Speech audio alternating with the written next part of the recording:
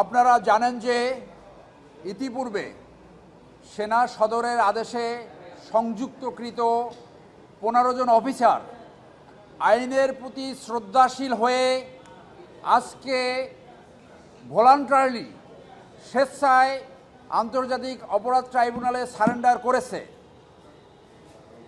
আমরা 3টি আবেদন প্লেস করেছি, একটি জামিন আবেদন, একটি কমিউনিকেশন প্রিভিলেজ এবং আরেকটি তাদের যাতে সাব জেলে রাখা হয়, কিন্তু সাব জেলে রাখাটা আমাদের আবেদনটা প্রেস করতে হয়নি এই কারণ এটা অ্যাডমিনিস্ট্রেশন অফ দ্য জেল, তাদেরকে সাব জেলেই রাখা হবে। কোর্ট আমাদের কথা শুনেছে। আমরা আজকে ওকলাতনামা সাবমিট করেছি এবং আমরা অ্যাপ্লিকেশনগুলো প্লেস করেছি। অ্যাপ্লিকেশনগুলো নেক্সট ডেটে শুনানি হবে। আপনারা জানেন যে এই অফিসারগুলো অনেক সিনিয়র অফিসার, অভিজ্ঞ অফিসার, আন্তর্জাতিক বাহিনীতেও অনেকে চাকরি করেছে।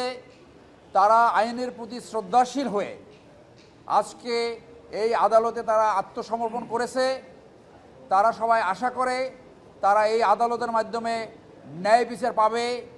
যারা সত্যিকারে অপরাধ সংগঠিত করেছে তারা পার্শ্ববর্তী দেশ ভারতে পালিয়ে গেছে। এই অফিসার অত্যন্ত বলিয়ান এবং তারা নির্দোষ এবং তারা কোর্টের মাধ্যমে ভবিষ্যতে নির্দোষ প্রমাণিত হবে বলে আমরা আশা করি।